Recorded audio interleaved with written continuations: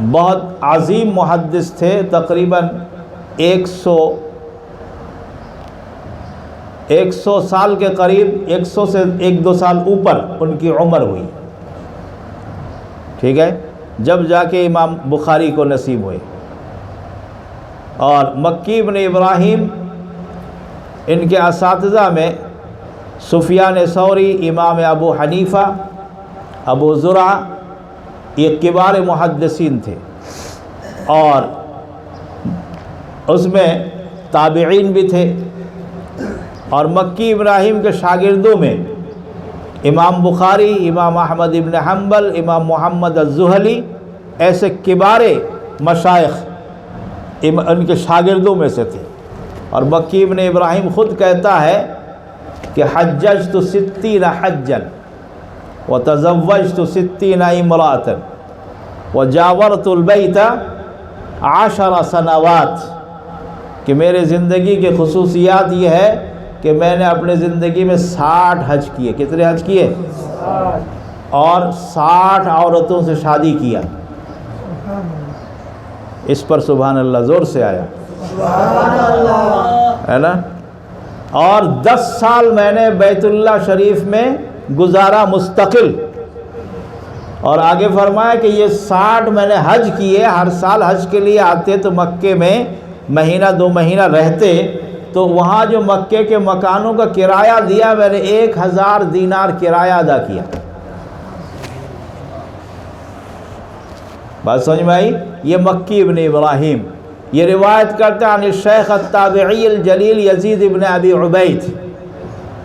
یزید ابن ابی عبید یہ سلمہ ابن الاکوع کے آزاد کردہ غلام تھے، اور اپنے وقت کے بہت بڑے محدث تھے، اور یہ روایت کرتے ہیں صحابی العظیم سلمہ ہوا ابن الاکوع رضی اللہ تعالی عنہ، اور وہ فرماتے ہیں عن رحمت للعالمین امام المرسلین وخاتم النبیین وشفیع المذنبین ورسول الثقلین حبیبنا وحبیب رب العالمین محمد رسول اللہ صلی اللہ علیہ وسلم الصادق الوعد الامین صلی اللہ تعالی علیہ وعلی آلہ وصحبہ اجمعین ومن تبعہم الی یوم الدین عن سید الملائکہ جبریل امین عن اللہ سبحانہ تعالی رب العالمین۔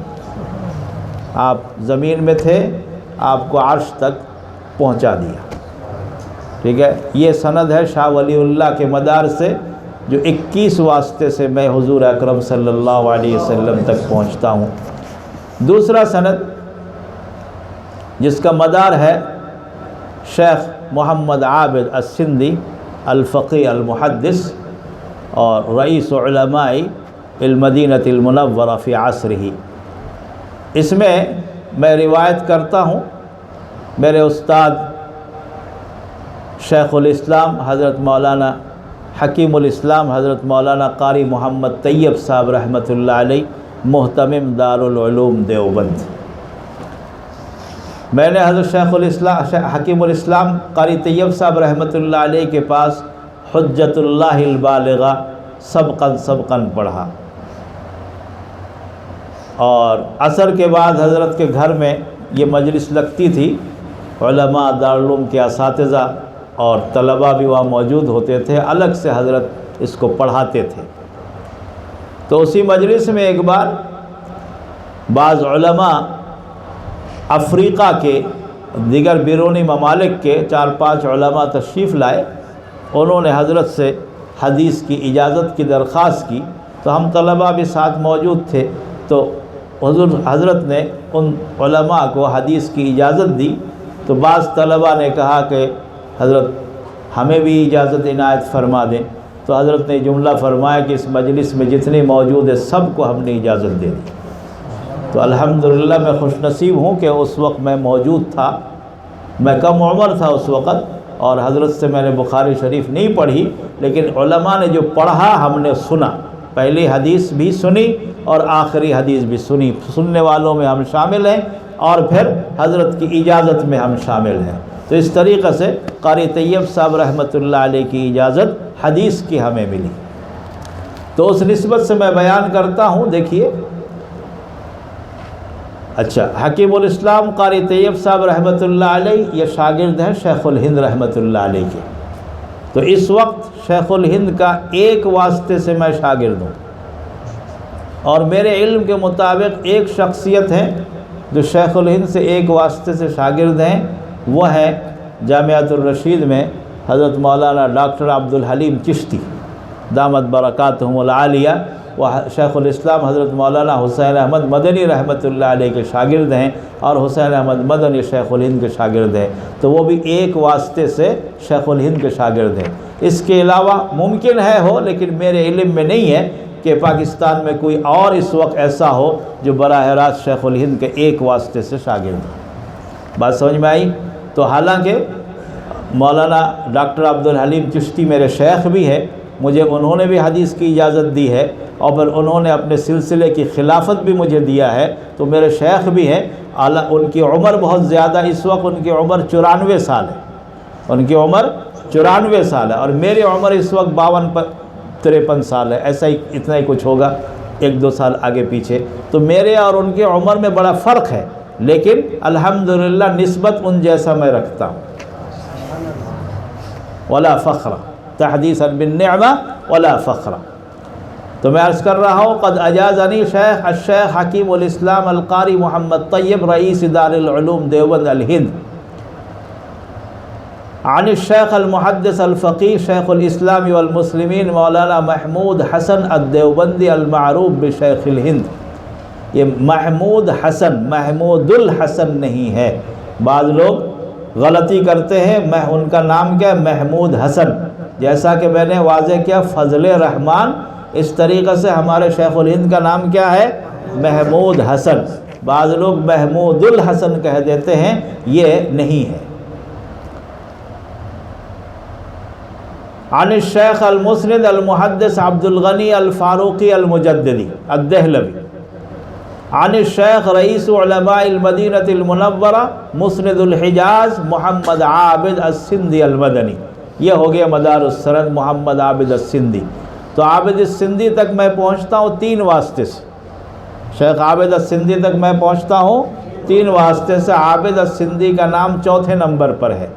وہ روایت کرتے عن الشیخ المحدث المسند صالح ابن محمد الفلانی عن الشیخ المحدث المعمر محمد ابن محمد ابن سن العمری عن الشیخ احمد ابن عجل عن الشیخ قطب الدین النہروالی عن الشیخ ابی الفتوح احمد ابن عبداللہ الطاووسی عن الشیخ العلامہ بابا یوسف الہروی عن الشیخ المعمر ابی عبد الرحمن محمد ابن شازبخت الفارسی الفرغانی عن الشیخ ابی لقمان یحییٰ ابن عمر الختلانی المعمر عن الشیخ ابی عبداللہ محمد ابن یوسف ابن مطر ابن صالح ابن بشیر الفربری عن الامام الحافظ الحجہ امیر المؤمنین فی الحدیث النبوی الشریف ابی عبداللہ محمد ابن اسماعیل ابن ابراہیم ابن المغیرۃ ابن بردزبہ الجعفی البخاری.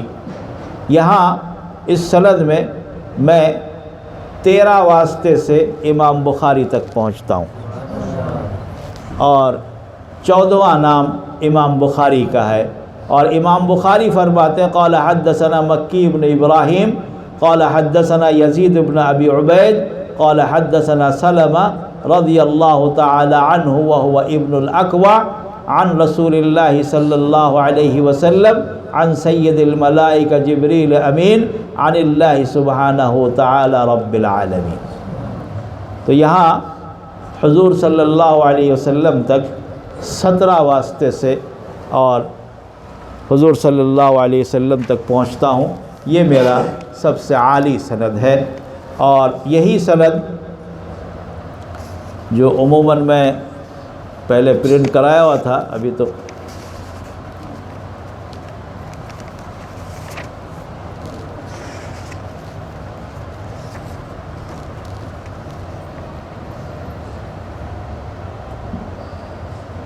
جامعہ اشرفیہ میں میرے استاد تھے بخاری شریف کے حضرت مولانا محمد مالک کاندھلوی رحمۃ اللہ علیہ. انہوں نے پڑھایا علامہ شبیر احمد عثمانی سے، اور شبیر احمد عثمانی شاگرد ہے شیخ الہند کے۔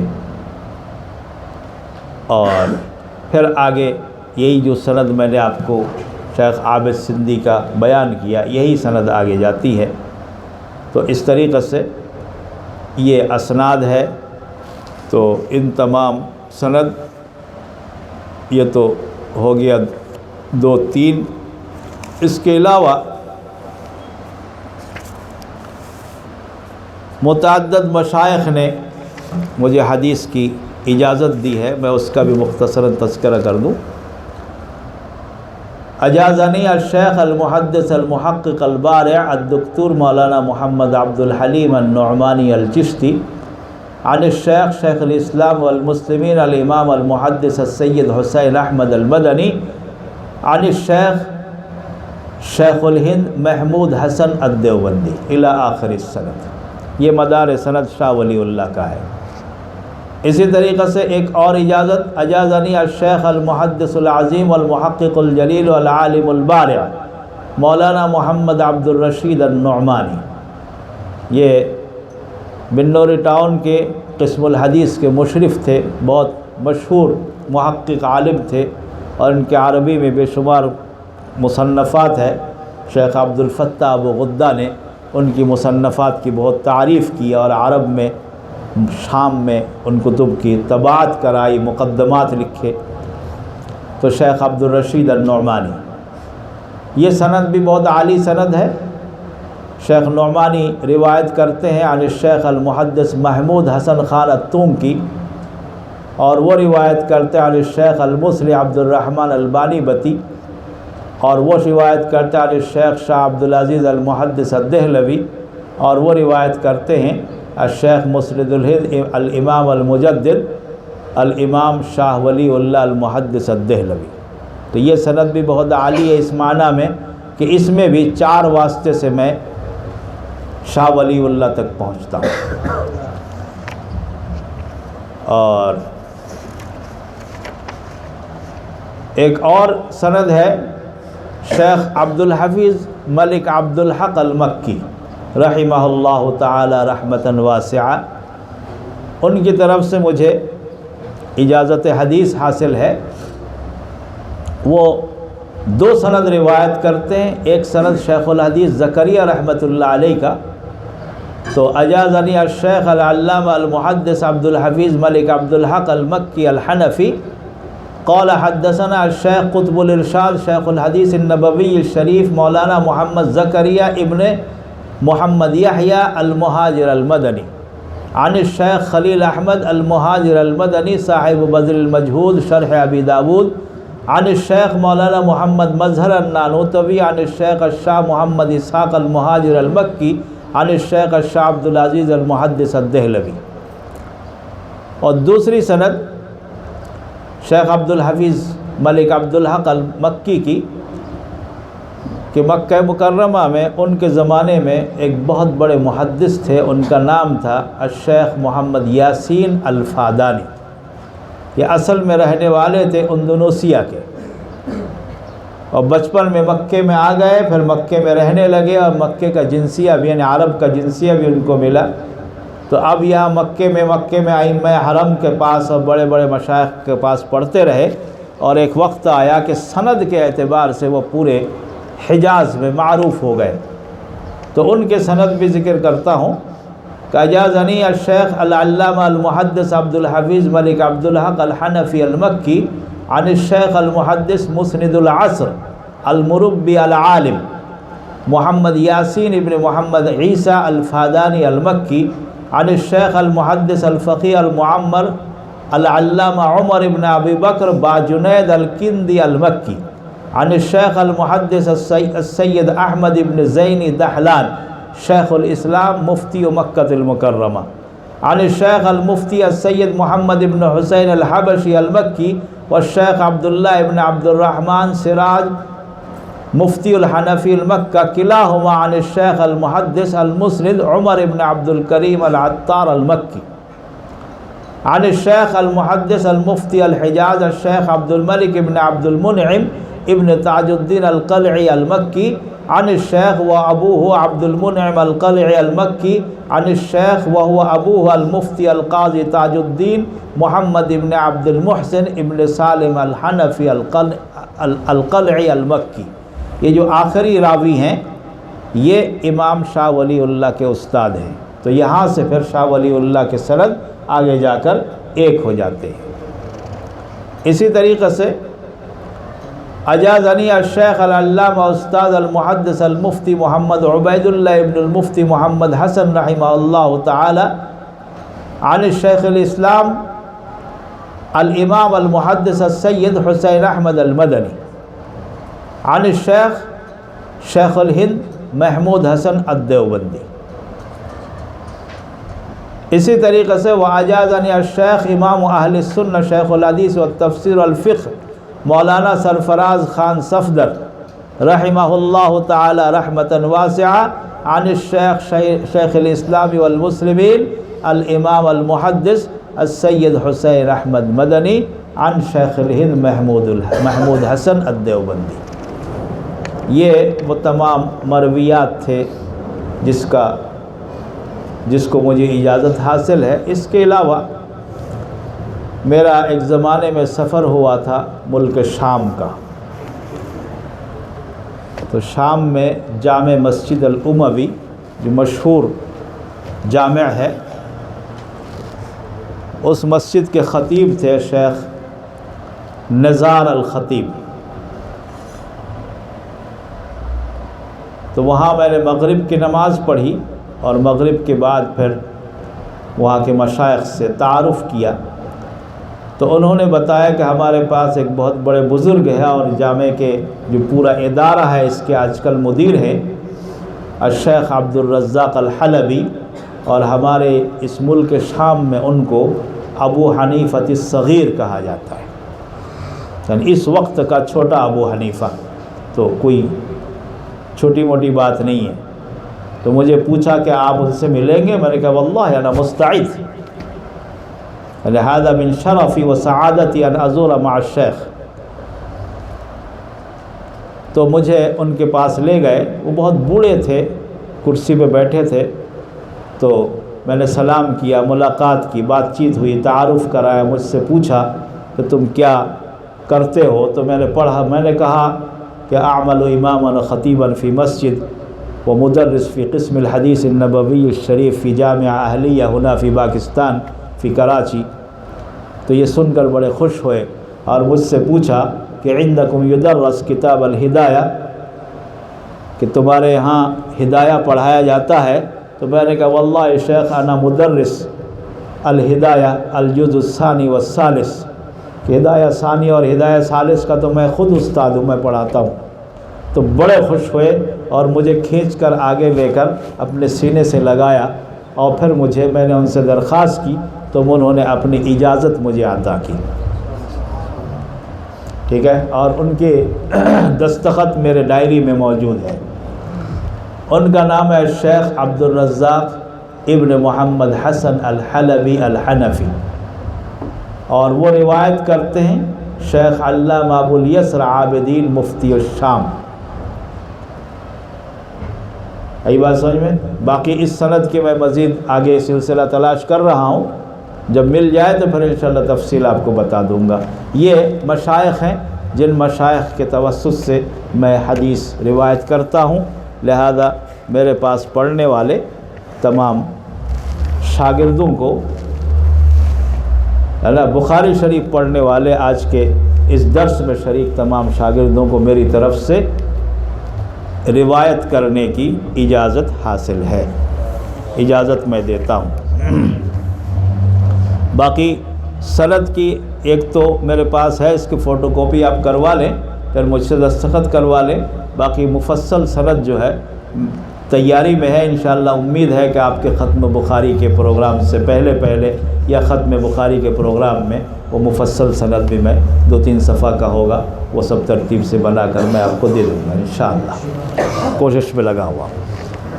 اب آئیے، وقت بہت ہو گیا ہے، تو ان تمام واسطے کے ساتھ حدثنا احمد بن اشکابہ میں نے آپ کو جو سند امام بخاری کے بیان کی وہ ثلاثی تھا، اور یہاں گنتی کیجئے، ایک احمد ابن اشکاب، دوسرا محمد ابن فضیل، تیسرا عمارہ ابن القعقاع، چوتھا ابو زرعہ، پانچواں ابو ہریرہ۔ کتنے ہو گئے؟ 5۔ تو اس سند کو خماسی کہا جاتا ہے۔ اس سند میں احمد ابن اشکاب، یہ امام بخاری کے استاد ہیں۔ امام بخاری نے احمد ابن اشکاب سے سبق پڑھا ہے سن 217 ہجری میں، 200، اور علماء لکھا ہے تاریخ میں کہ 217 ہجری کے آخر میں یا 218 میں احمد ابن اشکاب کا انتقال ہو گیا۔ مصر کے بہت مشہور اور معروف محدث تھے، دور دور سے خلق آیا کرتی تھی ان کے ساتھ، ان کے پاس حدیث پڑھنے کے لیے۔ تو امام بخاری کے عجیب تفنن طبع دیکھی کہ ایک تو بخاری کو شروع کیا کتاب الایمان سے اور ختم کیا کتاب التوحید سے۔ کتاب التوحید کا خلاصہ کیا ہے؟ ایمان ہی تو ہے، اور ایمان کا خلاصہ کیا ہے؟ توحید ہی تو ہے۔ ایمان کس پر لانا ہے؟ توحید پر ایمان لانا ہے۔ تو آغاز بھی توحید اور اختتام بھی توحید۔ پھر امام بخاری نے اس استاد کی روایت کو سب سے آخری حدیث میں لایا جس استاد کے یہ آخری شاگرد ہے۔ کمال ہے کہ نہیں؟ اس کے بعد پھر امام بخاری دیکھیے جو سب سے پہلی حدیث امام بخاری لایا کتاب باب الوحی میں حمیدی سے۔ حمیدی کا مادہ حمد ہے، اور آخری حدیث احمد ہے۔ احمد کا مادہ کیا ہے؟ حمد ہے۔ کیا معنی ہے؟ الحمد، الحمد للہ اولا و آخرا، ہے نا، شروع میں بھی اور آخر میں بھی اللہ ہی کا حمد ہے۔ اسی طریقے سے امام بخاری رحمۃ اللہ علیہ نے پہلی حدیث لائی جس کے راوی عمر فاروق رضی اللہ تعالی عنہ ہے، وہ مہاجر ہیں۔ آخری حدیث یہ ابو ہریرہ کی روایت ہے، یہ بھی مہاجر ہے۔ اشارہ اس بات کی جانب ہے کہ دنیا میں رہنے کے لیے کوئی نہیں آیا، سب کوئی جانا ہے، لہذا جانے کی تیاری کرو۔ پھر امام بخاری رحمۃ اللہ علیہ نے پہلے حدیث لایا عمر بن الخطاب سے۔ عمر بن الخطاب، خطاب افقہ الصحابہ، عمر بن الخطاب کیا ہے؟ افقہ الصحابہ۔ اور آخری حدیث لایا ابو ہریرہ سے۔ ابو ہریرہ کون ہے؟ احفظ الصحابہ، ہے نا، تمام صحابی میں سب سے زیادہ روایت کرنے والا، ہے نا۔ ابن حجر عسقلانی نے لکھا ہے کہ ابو ہریرہ نے 5374 حدیثیں روایت کی ہے، تو اتنی کثیر تعداد میں کسی اور نے روایت نہیں کی، تو یہ احفظ الصحابہ ہوئے۔ تو پہلی روایت افقہ الصحابہ سے، آخری روایت افقہ الصحابہ، احفظ الصحابہ سے۔ دلیل اس بات کی جانب ہے کہ حدیث پڑھنے کے لیے فقاہت اور عقل اور سمجھ بھی چاہیے، اور حافظہ بھی مضبوط چاہیے۔ کچے لوگوں کا کام نہیں ہے، کچے لوگوں کا کام نہیں ہے۔ کہتے ہیں کہ حاجت کیا ہے؟ کار بوزینہ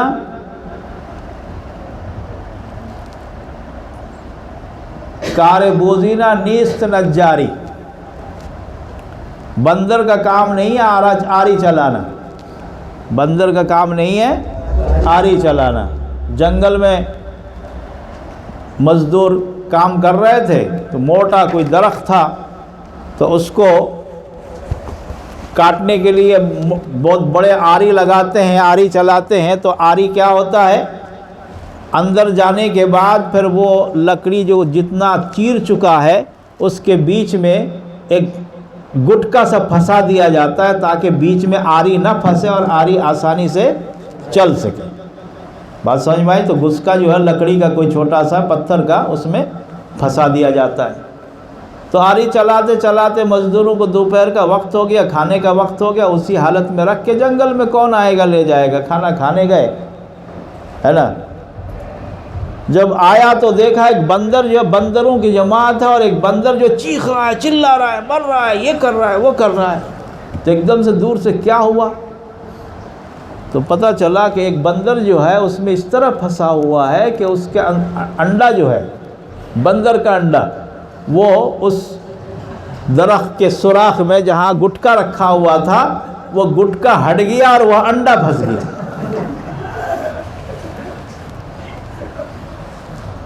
اب ان مزدوروں کو کام سمجھ میں آ گیا، بندروں نے اوپر سے دیکھا، اور بندر نقالی اتارنے کے بڑے ماسٹر ہوتے ہیں، اور اس کا کام ہی نقل اتارنا ہے۔ جب یہ لوگ چھوڑ کے چلے گئے تو وہ بندر آ کے شروع کر دیا۔ تو بندر اس کو کیا پتا گٹکا کیا ہوتا، کیا اچھلتے کود میں کہیں ایک بندر بیٹھا ہوگا، اس کا دانہ اندر داخل ہوا ہوگا، دوسرا بندر نے اچھل کود کیا تو گٹکا وہاں سے نکل گیا، بس دونوں پھنس گئے، وہ پھنس گیا بیچارہ۔ تو ان مزدوروں نے آ کر اس کو دیکھ کر کہا، برجستہ جو جملہ کا یہ کہاوت بن گئی کہ کار بوزینہ نیست نجارے، بندر کا کام نہیں ہے آری چلانا۔ آئی بات سمجھ میں؟ یہ جو دو چار رسالے اور اخباری مضمون پڑھ کر، اردو میں پڑھ کر بڑے بڑے دانشور بن جاتے ہیں، ہے نا۔ یونیورسٹی میں اسلامیات میں 40 حدیث پڑھ کر علامہ بن جاتے ہیں، ہے نا۔ اور جب ہم اور آپ علماء کسی حدیث کو بیان کرتے ہو، کہتے ہیں نہیں نہیں یہ حدیث تو نہیں ہے۔ تو وہی ایک بالش والی بہو کی طرح ہے کہ اس نے پڑھائی 40 حدیث، اور ہم نے بخاری میں تو 10,000 حدیث پڑھ لی ہے، کم و بیش، اور باقی اور کتابیں تو اپنی جگہ پر ہیں۔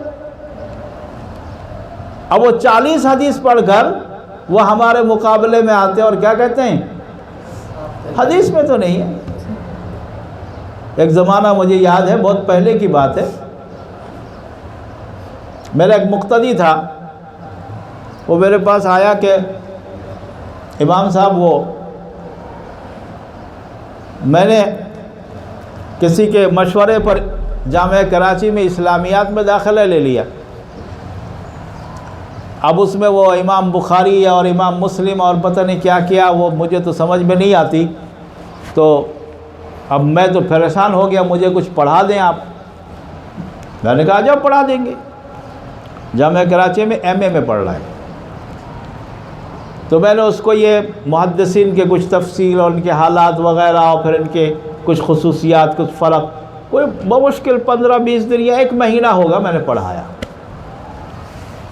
پھر امتحان دیا، امتحان میں سب کے فرسٹ ڈویژن آئی، 4-5 سے سب کے کیا ہے، فرسٹ ڈویژن آئی، اور باقاعدہ انہوں نے امتحان کے بعد، رزلٹ آنے کے بعد مجھے اپنے گھر میں دعوت کیا اور مجھے مبارکباد دی کہ آپ سے پڑھا تو فرسٹ ڈویژن آیا۔ اور میں دل میں مسکرا رہا ہوں، مذاق کہ یہ کیا بات ہے، ہم تو یہ چیزیں تو ہم ابتدائی طلبہ کو پڑھاتے ہیں، اور پھر جو ہمارے وہ طلبہ جو پورے سال پڑھتے ہیں، وہ تو ایسے 100 ماجسٹر مکمل کر لیں گے۔ اگر یہ 1 مہینہ پڑھا کر ہی، اب میں نے کیا پڑھایا اور اس نے کیا پڑھا، مجھے تو پتہ ہے نا، یہ پڑھ کے ہی وہاں فرسٹ ڈویژن آ گیا ہے۔ اور ایسے لوگ پھر فارغ ہو کر آ کر کہتے ہیں کہ ہم کیا ہیں، علامہ ہے، اور مولوی ہمارے کے سامنے کیا ہے نا۔ اصل میں مولوی ان لوگوں کے لیے درد سر ہے، ان لوگوں کے لیے ڈر ہے نا۔ یہ لوگ کسی بھی صورت میں، شرافت میں، عزت میں، تقوی میں، عبادت میں، صلاحیت میں، بلاغت میں، فصاحت میں، تقریر میں، بیان میں، تحریر میں، تصنیف میں، کسی بھی میدان میں ایک عالم کا مقابلہ نہیں کر سکتا۔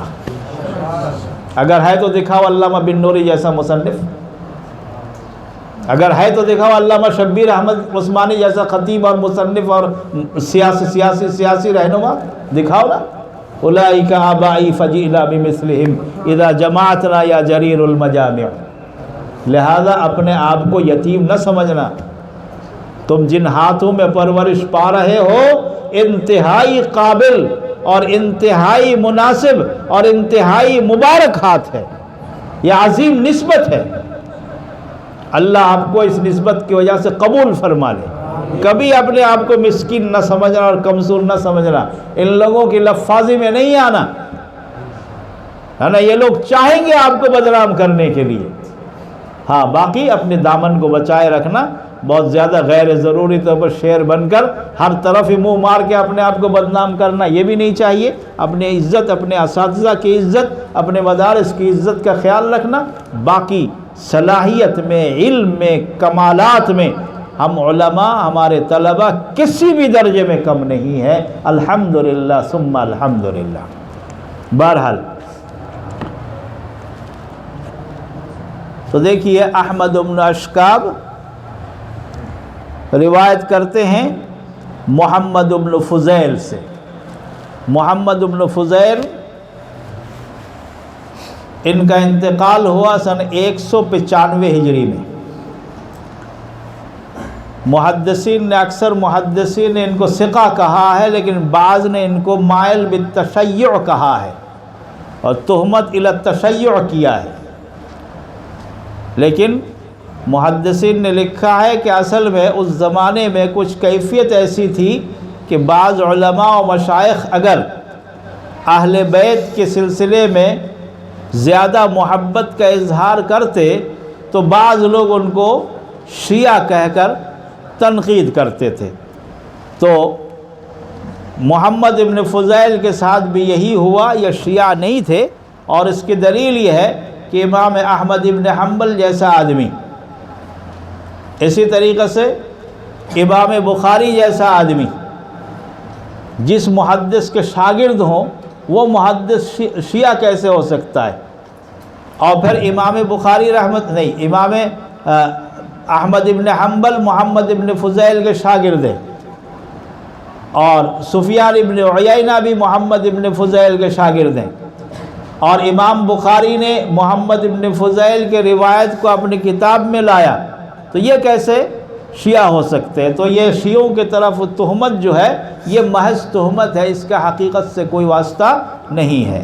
یہ روایت کرتے عمارہ ابن القعقاع سے، عمارہ ابن القعقاع روایت کرتے ابو زرعہ سے۔ ابو زرعہ نے 3 صحابی کو دیکھا، اس میں ایک حضرت ابو ہریرہ، ایک حضرت معاویہ اور ایک دوسرے صحابی ہے۔ تو ابو زرعہ نے روایت کیا سیدنا ابو ہریرہ رضی اللہ تعالی عنہ سے۔ ابو ہریرہ رضی اللہ تعالی عنہ سن 7 ہجری میں مسلمان ہوئے، اور بعد میں حضور صلی اللہ علیہ وسلم کے بعد بہت زمانے تک زندہ رہے۔ سن 59 ہجری میں انتقال فرمایا، اس وقت ان کی عمر 68 یا 67 سال تھی۔ تو اس طریقے سے سیدنا ابو ہریرہ رضی اللہ تعالی عنہ روایت کرتے ہیں، قال النبی صلی اللہ علیہ وسلم کلمتان حبیبتان الی الرحمن خفیفتان علی اللسان۔ اس کی ترکیب دیکھ لیجیے، کلمتان موصوف ہے، حبیبتان الی الرحمن صفت اول ہے، خفیفتان علی اللسان صفت ثانی ہے، اور ثقیلتان فی المیزان صفت ثالث ہے۔ موصوف اپنے تینوں صفت سے مل کر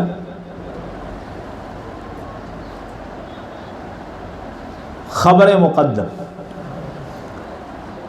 اور سبحان اللہ و بحمدہ سبحان اللہ العظیم یہ ہے مبتدائے مؤخر۔ اور عموماً بعض حکمت کے تحت خبر کو مقدم کیا جاتا ہے، جبکہ خبر کا موقع ہے کہ وہ خبر کا مقام ہے کہ مؤخر ہو، کہ سننے والے کے چونکہ مقصد جملے کے اندر مبتدا ہے، لہذا سننے والے کے دل میں رغبت پیدا ہو، جیسا کلمتان رغبت پیدا ہو گیا، پھر حبیبتان الی الرحمن اور رغبت پیدا ہو گیا، پھر خفیفتان علی اللسان اور رغبت پیدا ہو گیا، پھر ثقیلتان فی المیزان اور رغبت پیدا ہو گیا۔ کیا چیز ہے؟ کیا ایسا دو کلمہ کیا ہے؟ حبیب بھی ہے، کیا ہے؟ خفیف بھی ہے، کیا ہے؟ ثقیل بھی ہے، کیا ہے؟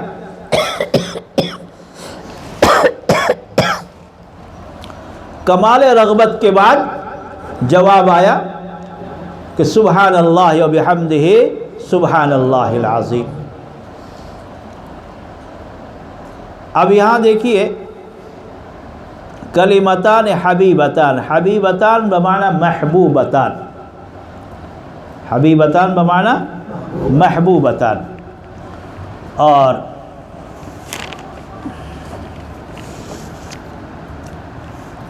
سوال یہ پیدا ہوتا ہے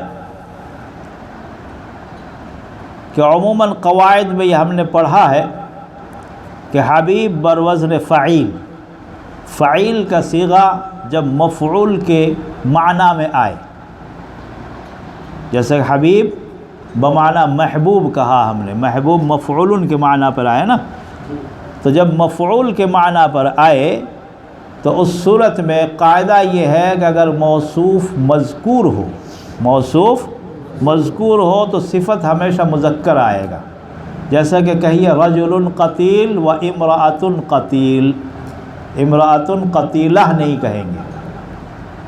لیکن اگر موصوف مذکور نہ ہو، اگر موصوف مذکور نہ ہو تو پھر اس کی پابندی نہیں ہے۔ آئی بات سمجھ میں؟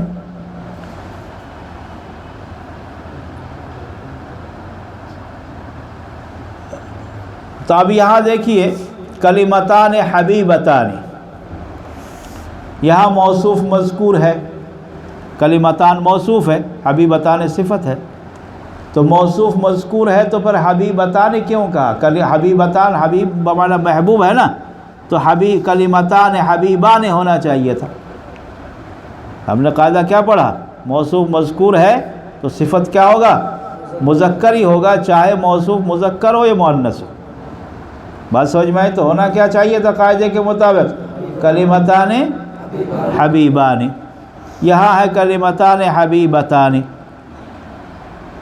سوال سمجھ میں آیا؟ اس کا دو جواب دیا گیا ہے۔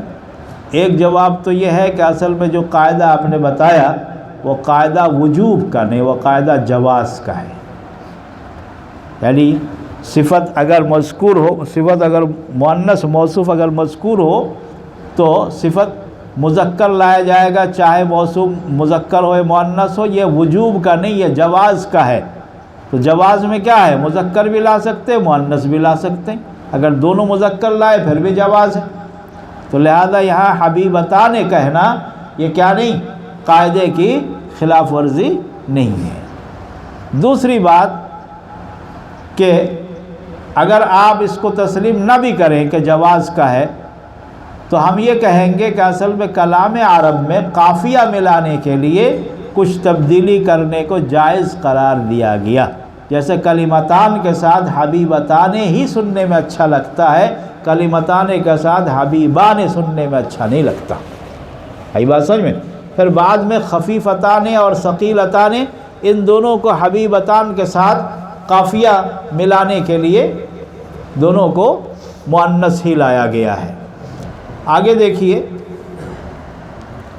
حبیبتان الی الرحمن، یہاں اللہ کے تمام صفات میں رحمان کو لایا گیا۔ حبیبتان الی اللہ بھی کہہ سکتے تھے، حبیبتان الی الغفار بھی کہہ سکتے تھے، ہے نا، حبیبتان الی القیوم الی الحی بھی کہہ سکتے تھے، لیکن کیا کہا؟ حبیبتان الی الرحمن۔ مطلب کیا ہے کہ اصل میں یہاں مراد ہے کہ اللہ کی وسیع رحمت کا ذکر کرنا، اسی کی طرف اشارہ کرنا، اسی لیے حبیبتان الی الرحمن کہا۔ اور خفیفتان علی اللسان، زبان میں بھی بہت ہلکے ہیں، یعنی پڑھنے میں بھی بہت ہلکے، ہر آدمی چاہے وہ بہت زیادہ پڑھے لکھے ہو یا نہ ہو، عام دیہاتی آدمی بھی ان سادے الفاظ کو بہت آسانی سے تلفظ کر سکتا ہے۔ اور ثقیلتان فی المیزان، میزان اعمال میں اس کا اجر بہت بھاری ہے۔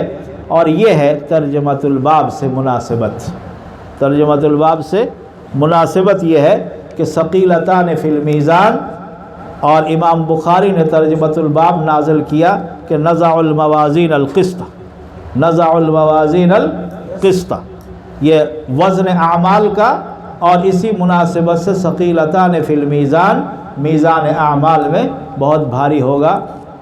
وہ لفظ کیا ہے؟ سبحان اللہ و بحمدہ سبحان اللہ العظیم۔ یہ سبحان